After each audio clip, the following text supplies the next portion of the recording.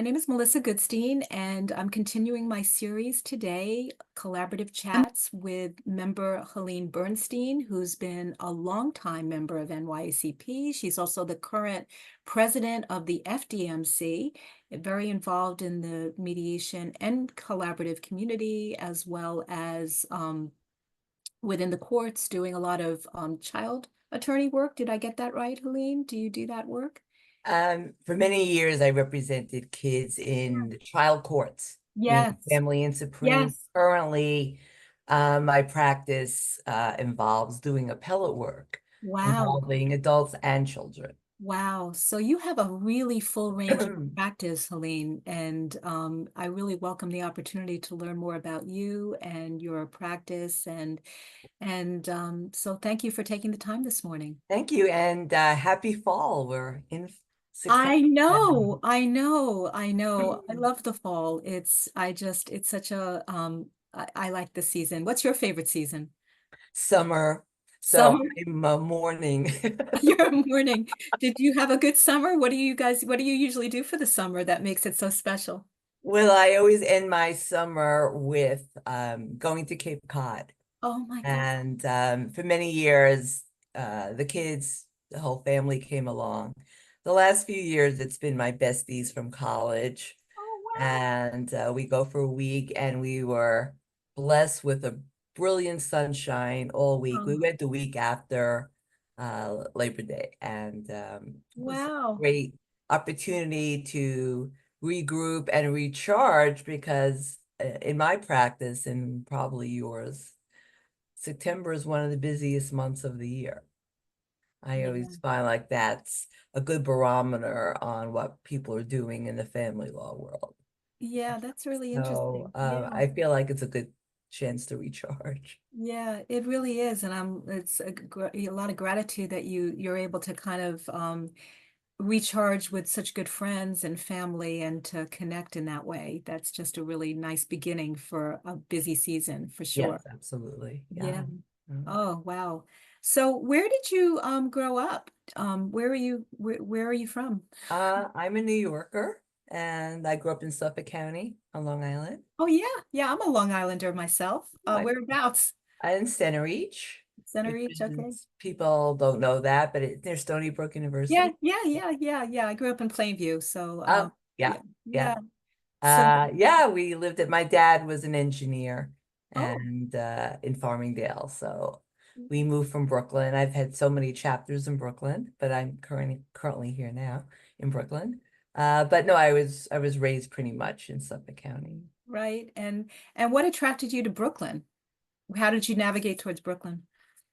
Well, I was born here. I was born in Brooklyn. I Okay. actually lived in Trump Village, believe it or not. Oh, really? Donald Trump's father's complex near Oh, Coney Island. okay. And so, but pretty much when I was little, we moved out to the island because my dad worked out there. And then I moved back when I went to Brooklyn Law School. Okay.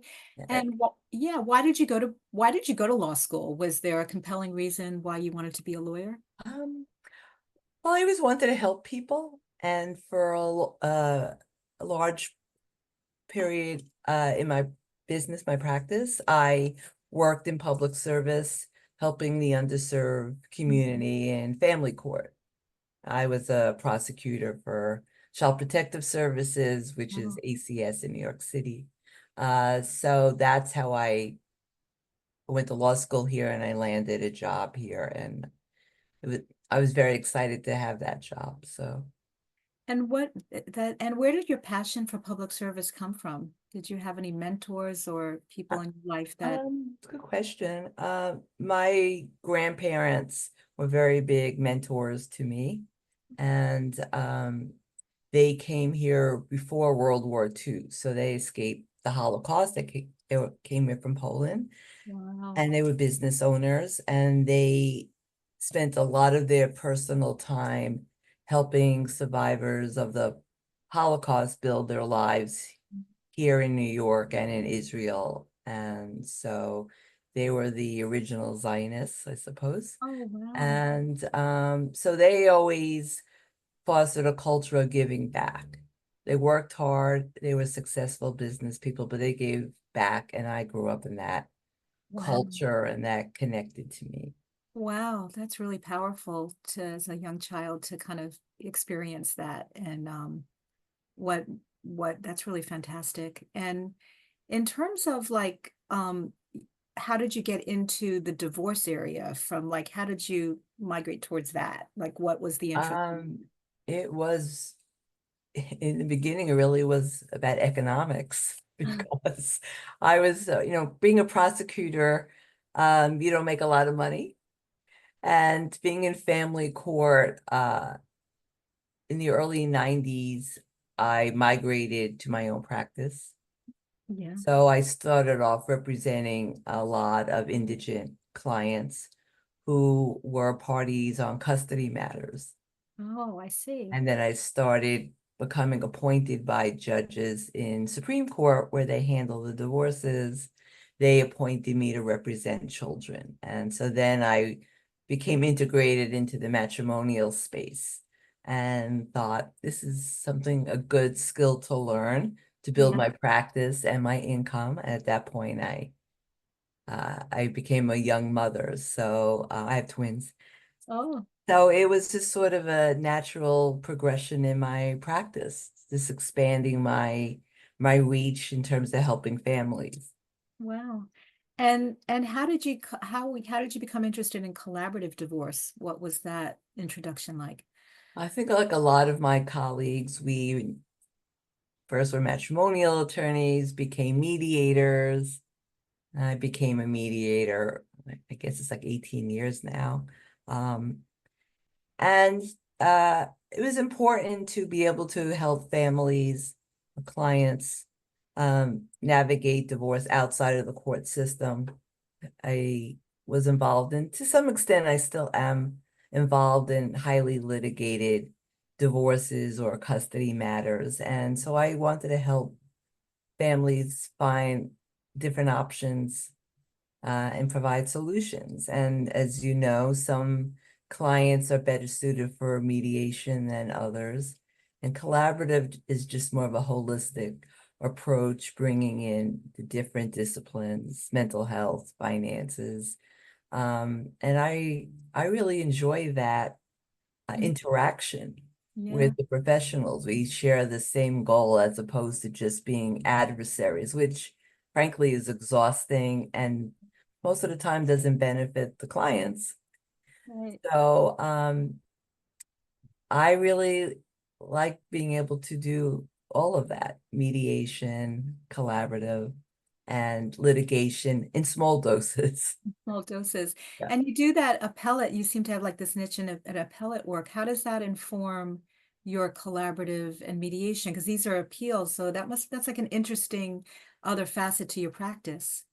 Yes, it's very interesting. I had become trained as an appellate attorney when my kids were young, because I raised my kids in New Jersey. My business was in Brooklyn, and I wanted to find a way of maintaining a practice without running into the city Yeah. all the time. And I found it's a very intellectually challenging discipline, appeals.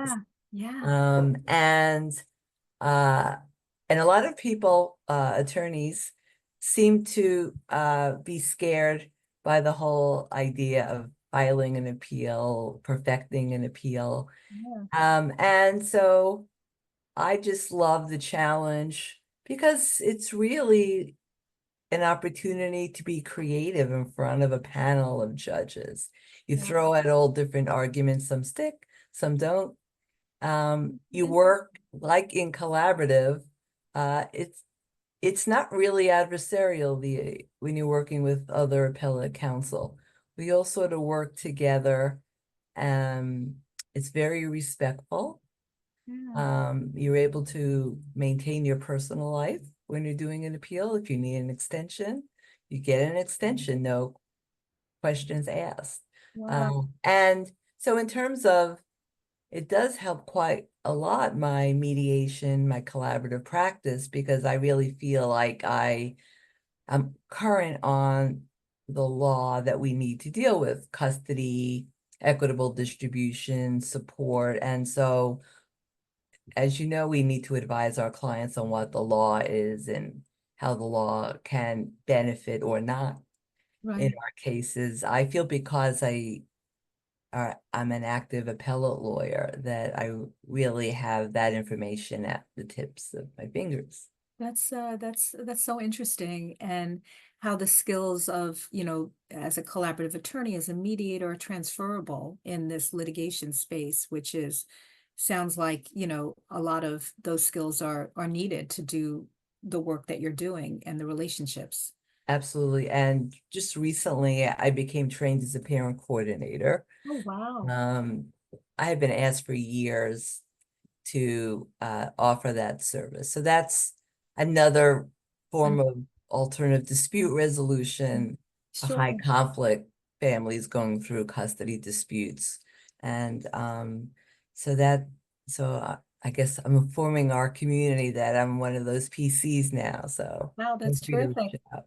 Another thing to add to your services. That's great. Then having that diversity is also very energizing, and could, because it could be really taxing sometimes in doing the same old, and Yeah. wearing different hats is makes your practice very interesting and Yeah, dynamic. I enjoy that. And I always say when clients call you, they don't know what they don't know. So, of course, I'm going to inform them about collaborative mediation. And I think people feel relieved Yeah, that there's a way out, that's meaning that they don't have to go to court. Like nobody wants to go to court, even if they think they do. After 30 days, 60 days, they get it. yeah, yeah, It's an emotional response, or they're listening to people, yeah, yeah, or the mediate. outside people. Yeah, right. So I love when you see the switch. Yeah, for sure. I mean, I think there's an idealized vision in popular culture. You get your day in court and it's like just not that way. Absolutely. Yeah. So we also deal a lot with relationships. It is all about relationships, preserving them, supporting them in the best way possible. For you personally, is there a best relationship in your life, and why? Oh, that's such a great question because relationships are so important to me. So my first week of college, I met my three best friends of my life. Oh my I went God. to SUNY Binghamton. Oh yeah, my So daughter went there. yeah, Yeah. Okay. everybody knows somebody. Yeah, that's Uh, right. and to this day, these people nurture my soul. And I Oh, just mentioned Cape Cod. Two of the friends went up with me, and we all have kids the same age. wonderful. And I wake up every day feeling so grateful for Oh, that. And in fact, we do communicate every morning. We do Wordle together. that's great. And I think the key is none of them are family law or matrimonial attorneys. In fact, nobody's an attorney. That's even better, right? Wow. So that was never part of our dynamic. When I interact with them, it's for non-professional reasons. And I think, especially in the difficult work that we do, Yeah, we need people in our lives that, make us or bring us back to, reality, that's right. and That's make so us true. feel that, we're productive people and we have value outside of what we do. For So, sure. Oh, that's so wonderful to have that, to have those relationships. They yes. really, so important. And you really, in the work that we do, can be so challenging, helping families literally in a traumatic point in their life and getting them through it and shepherding them along. Yeah. And that stress is a lot to kind of absorb, right? What do Yes. you do to kind of, aside from Wordle and being with your friends? I'm a big word person myself. That's how I Yeah. start my morning, with Wordle and spell out. Okay, that's good to know. Yeah, I I'll love share it. my details Yeah, with you. yeah, please do that. Yeah, and Scrabble, I'm all about those word games. And Bravo TV is my little vice that I do to just balance and unwind and unpack at the end of the day. But Yeah. what do you do to help manage your stress? Is there a practice, like, is there anything that you do to help? Exercise is a very important part of my day. Uh, Not too far from me in this room right now is my Peloton. Oh, great. So I'm a big Peloton person. And also doing a lot more strength training. You reach a certain age, you That's get right. that from your doctor. So, That's right. That's right. Good, good and it's for such a you. good question because I had such a wonderful Sunday morning. Now that I'm back in Brooklyn, I took a mat Pilates class outside in Brooklyn Bridge Park Oh my on God. Sunday, and here I was like looking at a view of Oh Manhattan, my God. Oh doing yeah. Pilates, and the sun was brilliant, and I thought I just felt so good. Oh, that's And wonderful. of course, my abs hurt the next day, but that's okay. That's okay. Yeah, I took a Pilates class this week, and not with that Vista, but it was I was in downtown Katona, but wow, that's beautiful. Yeah, That's so nice that you're able to give your body that and take the time because right. I find Yeah, that I live near Prospect Park. oh my I'm God. like 10 minutes away, and so just walking through the park, and now you're seeing the leaves start to change. Oh, I It's love very it. powerful for my soul. It's very Oh nice. my God. Yeah, I used to live in Park Slope near the park. Oh God, so restorative, so It beautiful. I really mean, I'm is. up in Katona, so it's nice here too, but it's Yeah. being outside and taking in nature and just breathing and just being is good to just center and rebalance. Right, And because you can literally, in our practice, you can work 24 hours a day if you oh my choose to God, do that. you can. And they Yeah. expect now with technology, you have the ability with like emails and text But and you setting can't, boundaries. but AirPods are great. And you can take a walk, That's right. That's have your AirPods on and do work also. And there's nothing wrong with that. So yeah, nothing wrong I've with done that that at too. all. Nothing wrong with that at all. So I am actually, getting finding out we have a lot of creatives in our field and they also like to cook, and I'm wondering, do you have a signature dish that you have for your family or for your friends that you're known for or that you like Oh, cooking? um, that's a good question. I do like to cook a lot. Like I was talking about my grandparents. Yeah. So they owned a kosher deli Oh my in God. Brooklyn, and they were caterers. Oh my So I God. used to help my grandfather, prepare for holiday meals. So, um, being fall, I actually made a great lentil soup yesterday. I hadn't made that since May. So everybody likes my lentil soup. It's healthy. My kids like my penne vodka. Okay. And even though I don't eat a lot of meat these days with the Jewish holidays coming up, I make an excellent brisket. Oh wow. Well, Ruth Reichel's brisket, okay. really Okay. good.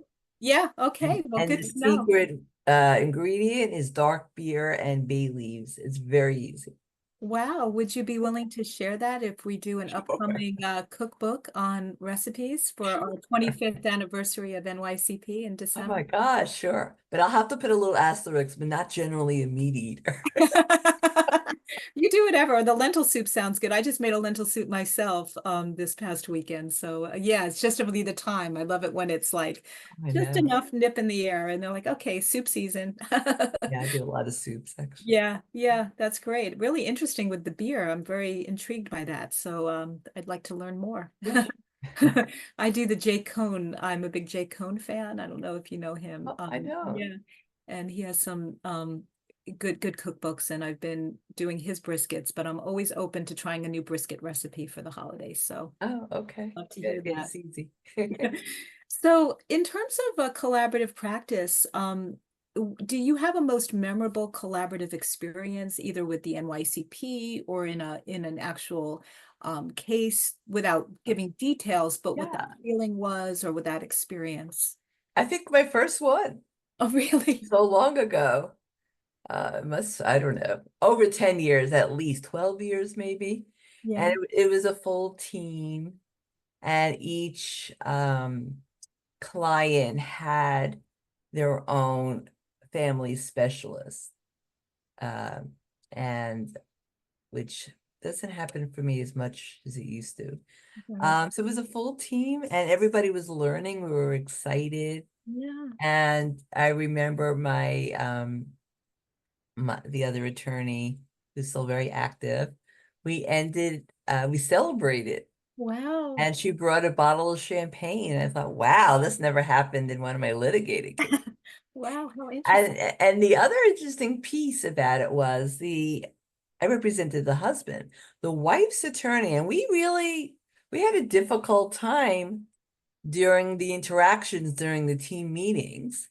Um, and I'm not sure if that was just because it was a new experience for me and I was used to being an adversarial attorney. So I'm not sure, but for years, she referred me her friends, Wow. even though we had it was a tough case, but we resolved it.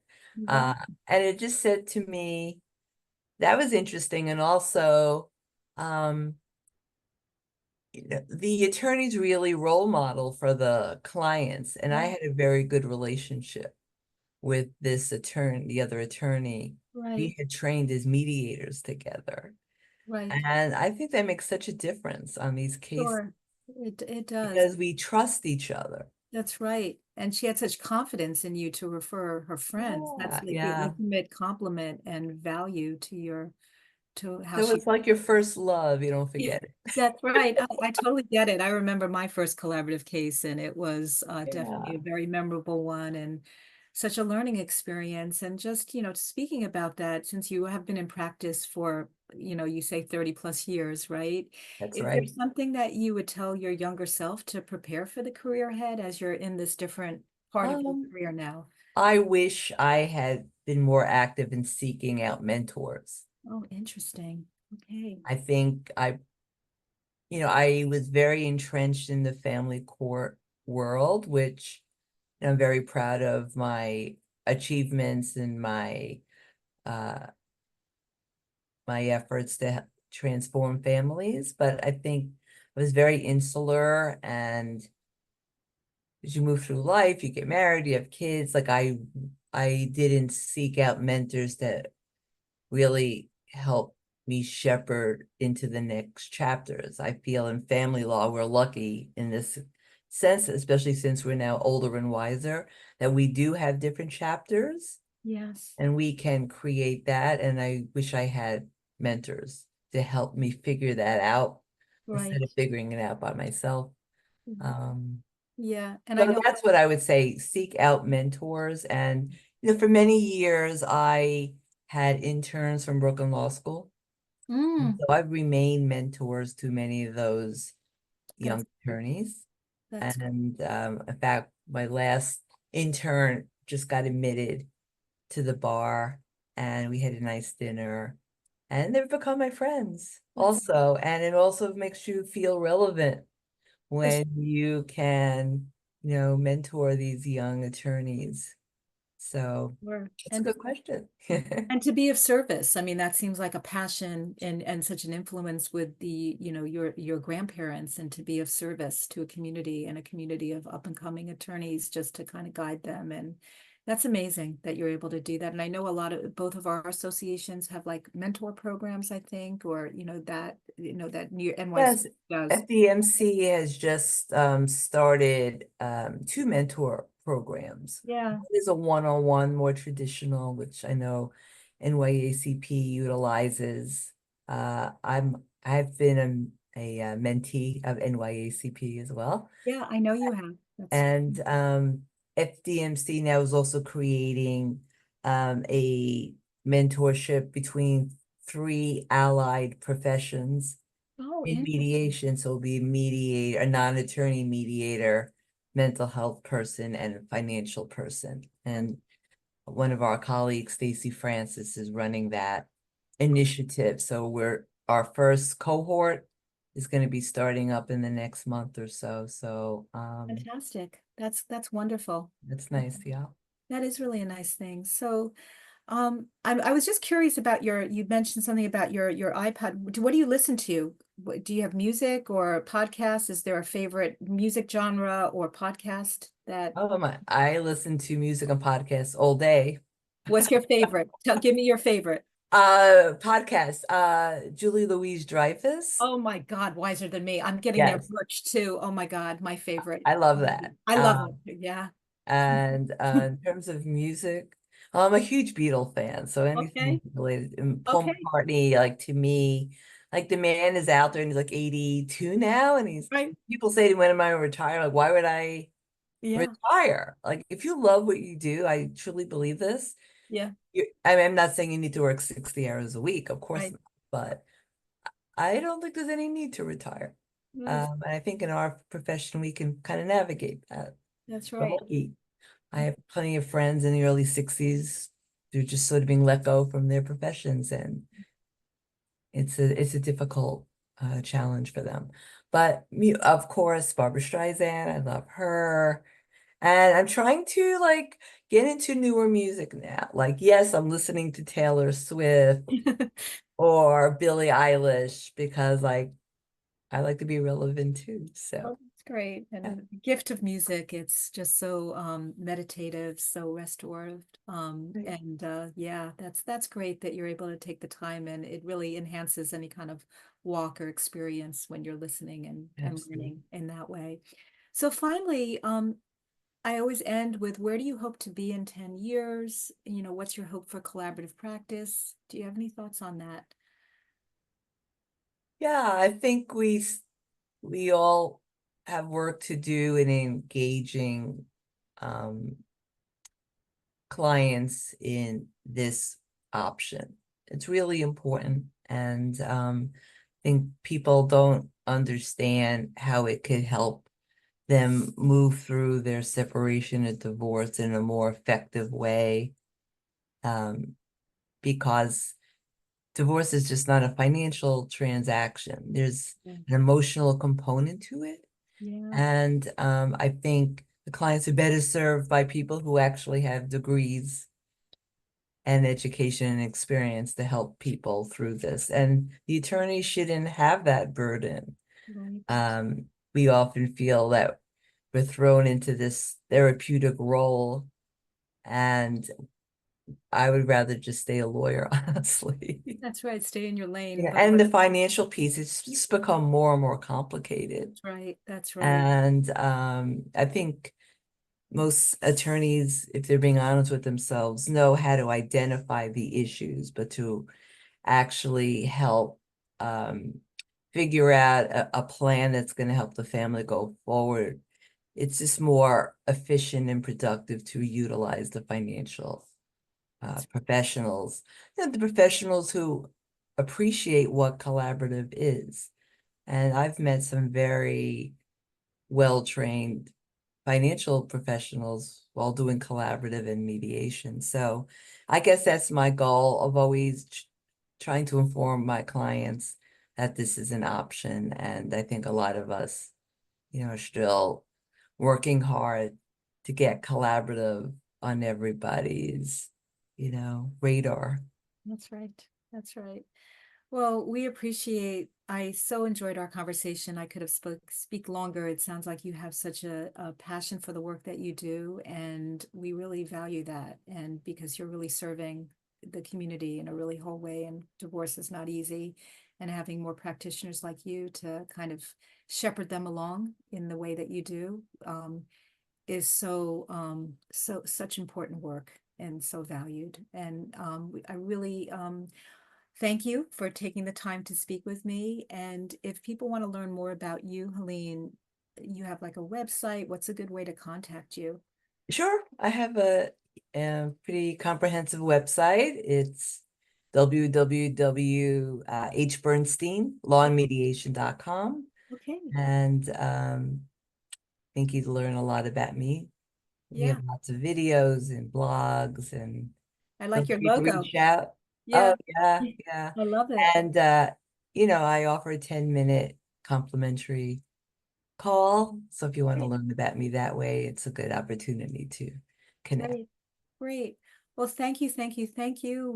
I look forward to connecting with you again, and I'm Yes, we'll so see each other grateful. soon. We will. Thank you again, Helene. Take This has care. been wonderful. Thanks. Take Bye-bye. care. Bye-bye.